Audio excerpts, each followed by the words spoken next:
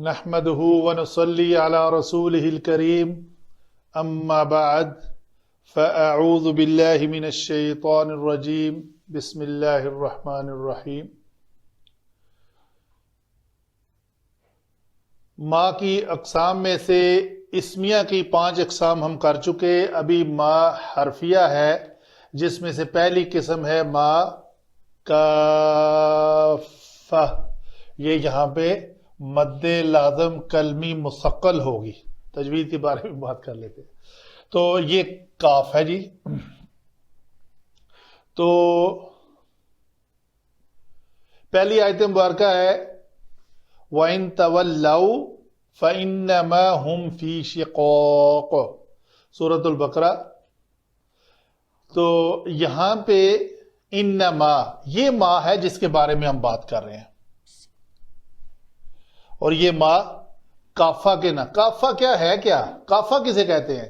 یہ کافہ فا اس کا مصدر ہے، کافہ یکفوفو، یہ باب ناصرہ ینصرو سے آتا ہے، کف یکفو روک لینا۔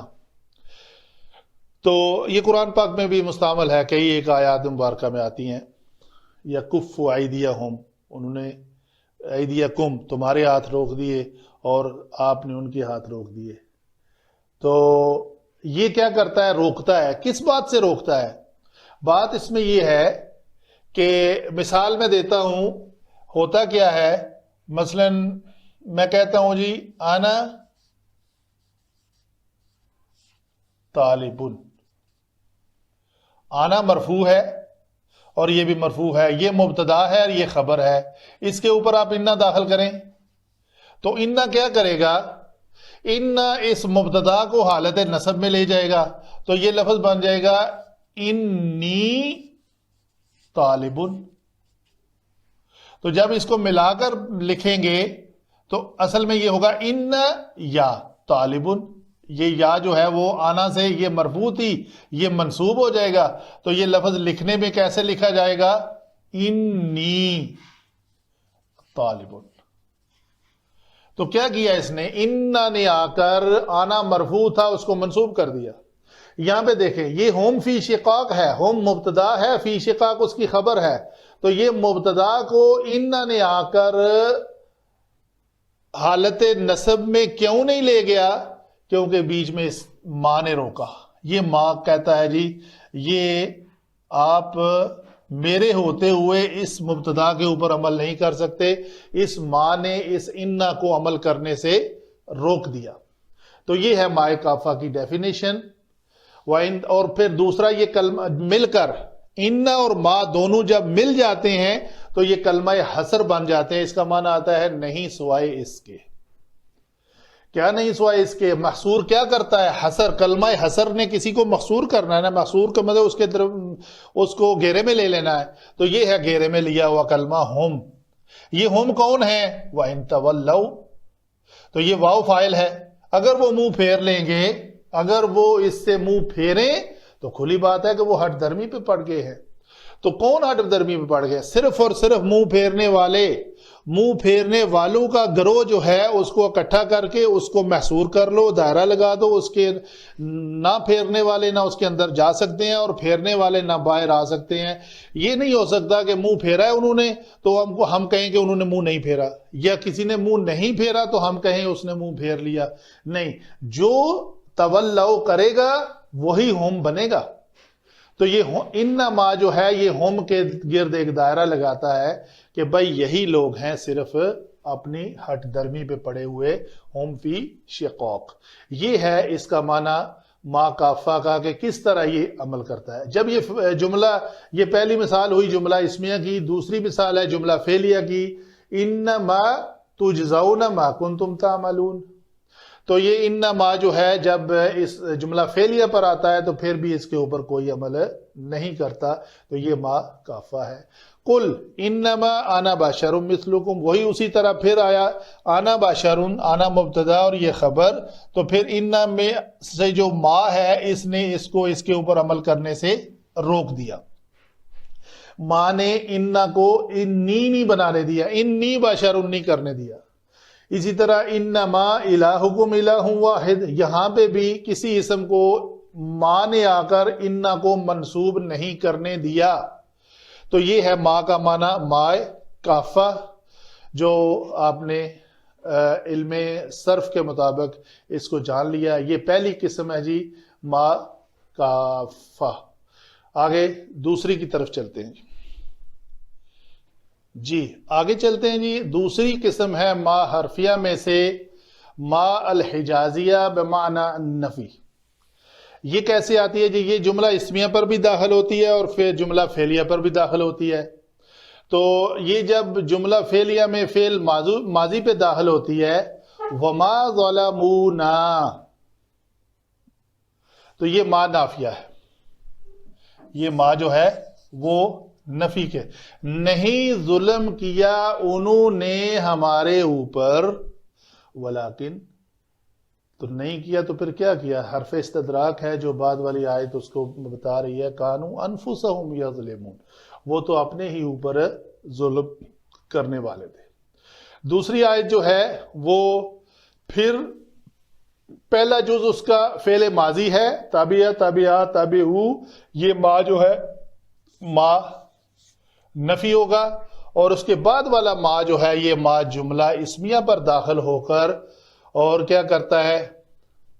اپنی خبر کے اوپر ایک با لے کے آتا ہے. ما انت بتابعین، بتابعین، تو یہ اس جملے میں نفی میں اصرار پیدا کرتا ہے. ذرا اس میں جیسے لن آ کر فعل مضارع میں مستقبل میں نفی کی تاکید پیدا کرتا ہے، اسی طرح یہ ما بھی جملہ اسمیہ پر داخل ہو کر اس کو وما ہم بمؤمنین، یقیناً وہ مومن نہیں ہے. تو نہ ہونے میں ایک جملہ اسمیہ ہو تو اس میں تاکید پیدا کرنی ہو تو وہ ما کے ذریعے آتی ہے اور اس کی خبر کو حالت جر میں لے جاتی ہے با کے ذریعے، با حرف جارہ کے ذریعے. تو یہ جو ما ہے یہ ہے نافیہ. ما حجازیہ ما نفی کو کہتے ہیں کہ نفی کر رہا ہے. وما بعدهم بتابع قبلۃ بعد، تو اس میں بھی کوئی شک نہیں، ممکن نہیں ہے کہ یہ تمہارے قبلے کی پیروی کرنے لگیں. یہ آیت کا شروع تھا اور یہاں کا ترجمہ یہ ہے ان میں سے کوئی گروہ بھی دوسرے کے قبلے کی پیروی کے لیے تیار نہیں ہے. وما بعدهم بتابعین، یہ بعد و مبتدا اور اس کی خبر کو یہ با حرف جر کے ذریعے جار مجرور بنا دیا کہ اس نے اس ماں نے آ کر اس میں نفی پیدا کر دی. تو یہ اس طرح جو ماں آتا ہے یہ ماں حجازیہ اس کو کہتے ہیں اور یہ نفی کے معنی میں دیتا ہے. یہ جملہ اسمیہ پر بھی داخل ہوتا ہے اور جملہ فعلیہ پر بھی داخل ہوتا ہے. آگے چلتے ہیں جی تیسری قسم کی طرف. تیسری قسم ہے ما مصدریہ حرفیہ ہے. یہ مع الفعل بعدہ بتعویل مصدر، یہ کسی فعل پر داخل ہوتا ہے اور اس کو مصدر کے معنی میں لے جاتا ہے. تو یہ ما جو ہے یہ ہے حرف تشبیہ. تو ما جو ہے فعل کے اوپر داخل ہوا، فعل ماضی ہے ارسلت ارسلنا. تو اس ما نے کیا کیا آ کر؟ جس طرح ہم نے تمہارے درمیان خود تم میں سے ایک رسول بھیجا. ٹھیک ہے جی. تو اگر کاف حرف تشبیہ ہے تو حرف تشبیہ جو حرف جارہ ہوتا ہے اس کے بعد تو کوئی اسم آتا ہے، تو یہاں فعل آ رہا ہے. تو ہو کیا رہا ہے؟ یہ ما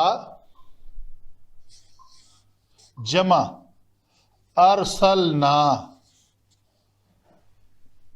فیکم، یہ فیکم ہے، اس کو آپ چھوڑ دیں. تو یہ ما جمع ارسلنا جو ہو رہا ہے یہ کا ارسالنا، ارسال یہ لفظ بن جائے گا افعال کے وزن پہ. ارسلنا ہے نا، تو کا ارسالنا یہ لفظ بن جائے گا ہمارا. یہاں پہ الف ہے، یہ لکھنے میں غلطی ہوئی. تو یہ کیا ہوا؟ کا ہمارا بھیجنے، ہمارا بھیجنے کی طرح، فیکم تم میں، رسولا منکم تمہارے ہی جیسا ایک تم میں سے ہی رسول. ایک مثال لیتا ہوں دوسری، بما کانوا یکفرون. یہ آیت نمبر 70 ہے سورۃ الانعام کی. تو لکھتے ہیں اس کو، بما کانوا یکفرون.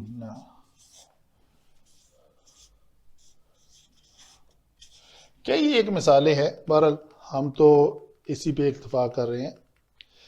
تو با حرف جر ہے. یہ ما کو ہم نے کہا مصدریہ. ما مصدریہ کے بعد ایک فعل آ رہا ہے یکفرون.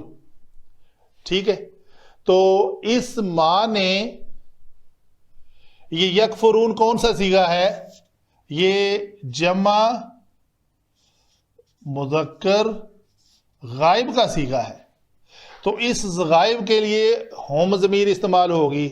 یہ با حرف جارہ ہے، تو یہ ما جمع یکفرون. اچھا، پہلے کانو لے لیں. کانو جمع مضارع از اکول ٹو ماضی، تو یہ ماضی استمراری بن جائے گا. بی کفر، ما جمع فعل، یہ کس معنی میں آ جائے گا؟ کفر کے معنی میں، جو مصدر ہے. تو چونکہ یہ جمع مذکر غائب کا صیغہ تھا، بکفرہم، تو یہ لفظ بن جائے گا. اس کی جو ما مصدریہ جب فعل پر داخل ہوتا ہے تو وہ اس کا کس شکل میں وہ اس کو مصدری معنی میں لے جاتا ہے، وہ میں نے آپ کو ایکسپلین کر دیا. کئی اور مثالیں بھی ہیں جہاں بھی یہ ما مصدریہ استعمال ہوگا. کما خلقناکم اول مرہ، یہ ما بھی مصدریہ ہے. تخلیقنا اول مرہ، یعنی ہماری پہلی بار تخلیق کی طرح. تو کئی مثالیں ہیں قرآن پاک میں، جو بندہ محنت کرے گا وہ اس کو سیکھ لے گا. یہ ہوئی جی تیسری قسم. آگے چلتے ہیں ہم چوتھی قسم کی طرف. جی، ما حرفیہ کی اقسام میں سے چوتھی قسم ہے بمعنی المدہ، مدت کے معنی میں. سورہ مریم کی پہلی آیت مبارکہ ہے وَجَعَلَنِي مُبَارَكًا أَيْنَمَا كُنْتُ وَأَوْصَانِي بِالصَّلَاةِ وَالزَّكَاةِ مَا دُمْتُ حَيًّا. تو یہ ما جو ہے، یہ اصل میں نا، یہ ما داما، یہ افعال ناقصہ میں سے ہے.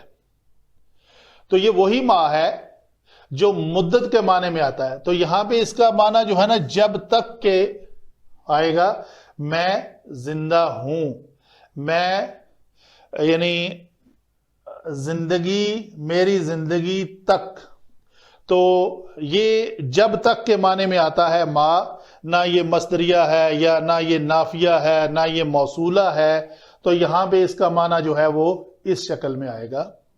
تو اور بابرکت کیا جہاں بھی میں رہوں، اور نماز اور زکوٰۃ کی پابندی کا مجھے حکم دیا اللہ تعالیٰ نے، اور جب تک میں زندہ رہوں. کب تک یہ حکم ہے میرے لیے؟ جب تک دمت حیا، میں زندہ رہوں. دوسری آیت مبارکہ لی ہے وَحُرِّمَ عَلَيْكُمْ صَيْدُ الْبَرِّ مَا دُمْتُمْ حُرُمًا. سورۃ المائدہ آیت نمبر 96 ہے. احرام کی حالت میں ہو تم پر حرام کیا گیا ہے.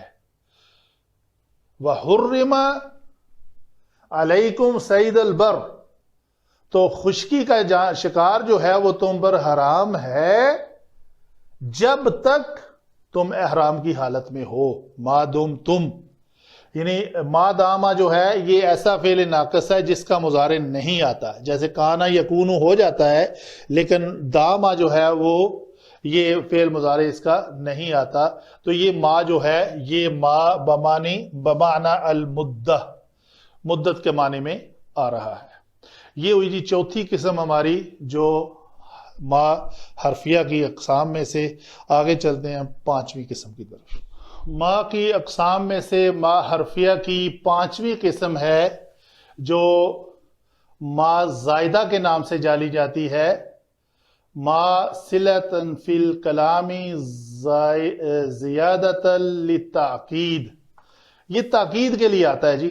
سورۃ آل عمران کی آیت نمبر ہے 159، فَبِمَا رَحْمَةٍ مِّنَ اللَّهِ لِنْتَ عَلَيْهِمْ، اے پیغمبر صلی اللہ علیہ وسلم، یہ اللہ کی بڑی رحمت ہے کہ تم ان لوگوں کے لیے بہت نرم مزاج واقع ہوئے ہو۔ ٹھیک ہے جی، تو یہ ما زائدہ ہے، یہ ما اپنا کوئی عمل نہیں کر رہا، نہ تو یہ نفی کر رہا ہے، نہ موصولہ ہے، نہ مصدریہ ہے، نہ حجازیہ ہے، یہ ہو کیا رہا ہے؟ یہ با جو ہے نا جی، فبی رحمتن، یہ مجرور ہے۔ کس وجہ سے؟ با، بیچ میں ماں نے کافہ بھی نہیں کیا کہ با کو اپنے عمل سے روک دے، نہیں، ایسی بات نہیں ہے۔ تو یہ ہے ما زائدہ، اس بات میں تاکید ہے جی، بس فَبِمَا رَحْمَةٍ فَبِرَحْمَةٍ مِّنَ اللَّهِ، اللہ کی رحمت کے ساتھ، لِنْتَ لَهُمْ، آپ ان کے لیے نرم مزاج واقع ہوئے۔ آگے کیا ہے جی؟ فَبِمَا نقدی، یہ با حرف جر نے اس کو کیا کیا؟ مجرور، ماں نے آگے کوئی عمل نہیں کیا، ماں زائدہ ہے۔ ماں اس بات میں آخرکار ان کی عہد شکنی کی وجہ سے، اور اس وجہ سے کہ انہوں نے اللہ کی آیات کو جھٹلایا۔ ٹھیک ہے جی، یہ فَبِنَقْضِهِمْ مِيثَاقَهُمْ، تو انہوں نے اپنے عہد شکنی کی وجہ سے، اور کس وجہ سے؟ کفرہم بآیات اللہ، اللہ کی آیات کو جھٹلانے کی وجہ سے، وقتلہم الانبیاء بغیر حق، اور متعدد انبیاء کو ناحق قتل کرنے کی وجہ سے، وقولہم قلوبنا غلف، اور یہ کہنے کی وجہ سے کہ ہمارے دل غلافوں میں محفوظ ہیں۔ تو یہ آیت ہے جس کا سورۃ النساء کی آیت نمبر 155 ہے، تو ہمارا تعلق ہے فَبِمَا نَقْضِهِمْ۔ آگے قلیلا ما تشکرون، مگر تم کم ہی شکر ادا کرتے ہو۔ اس ما میں بھی یہ ما جو ہے علماء لکھتے ہیں قلیلا تشکرون، تم کم شکر ادا کرتے ہو، تو یہ ما جو ہے، ما یہاں پہ زائدہ ہے اور یہ معنی میں تاکید پیدا کر رہا ہے۔ اس حوالے سے ہم دیکھ لیتے ہیں یہ مصنف جو ہیں وہ کیا کہتے ہیں۔ ما صلہ زائدہ شکرن قلیلا تشکرون، تو یہ ما زائدہ ہے، قلیلا تشکرون کے اندر یہ تاکید پیدا کر رہا ہے کہ تم کم ہی شکر کرتے ہو۔ ما تنوین کی وجہ سے اس ما کے اوپر تشدید آئی ہوئی ہے، تنوین کے بعد یرملون میں سے ما ہے، تو یہ تجوید کی تشدید ہے، ادروائز یہ ما زائدہ ہی ہے جو تاکید کے لیے آیا ہے۔ یہ ہوئی جی ہماری 5 اقسام جو حرفیہ ہیں، پہلے ہم اسمیہ بیان کر چکے، تو یہ حرفیہ ہیں۔ جزاک اللہ خیر، وما علینا الا البلاغ المبین۔